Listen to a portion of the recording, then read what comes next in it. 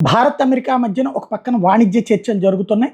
20% దాకా టారిఫ్లు మన మీద వేసే అవకాశం ఉందని చెప్తున్నారు. మెయిన్ ట్రంప్ అంటోంది ఏంటంటే, నా దగ్గర నుంచి అమెరికా నుంచి భారత్ ఎంత కొంటుందో భారత్ నుంచి అమెరికా అంత కొనాలా?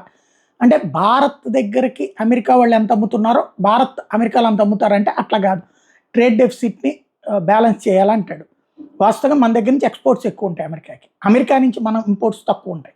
అంటే మనం ₹100 సరుకులు అక్కడికి అమ్మితే వాళ్ళది ₹20 కొనుక్కుంటాం. ఎందుకంటే వాళ్ళ దగ్గర ఉత్పత్తి అయ్యే కాస్ట్ ఎక్కువ, అవి మన దగ్గర కాస్ట్ తక్కువ. ఇప్పుడు ఫర్ ఎగ్జాంపుల్ ఆడి దగ్గర బట్టలున్నాయి.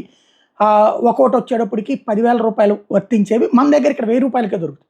కాబట్టి మనం కొనం. ఇప్పుడు వీడేమంటాడు, అవి సెట్ చేయమంటాడు.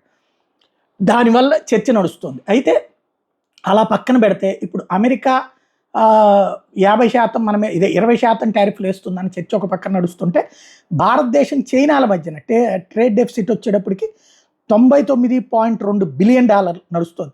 మనం దిగుమతులు వచ్చేటప్పటికి $113.5 బిలియన్. అంటే ఇప్పటికి కూడా చైనా వస్తువులు ఎక్కువగానే కొంటున్నాం. గతంతో పోల్చుకుంటే తగ్గింది కానీ, బట్ ఓవరాల్గా అయితే కనుక $113.5 బిలియన్ మనం దిగుమతి చేసుకుంటే, ఎక్స్పోర్ట్స్ కేవలం $14.2 బిలియన్ ఉన్నాయి.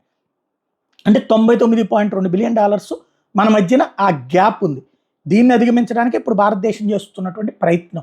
అలాగని మనం ఏమన్నా చైనా మీద టారిఫ్లు వేసామా? వేయలేదు కదా. మరి అమెరికా అది కదా ఆలోచించాల్సింది.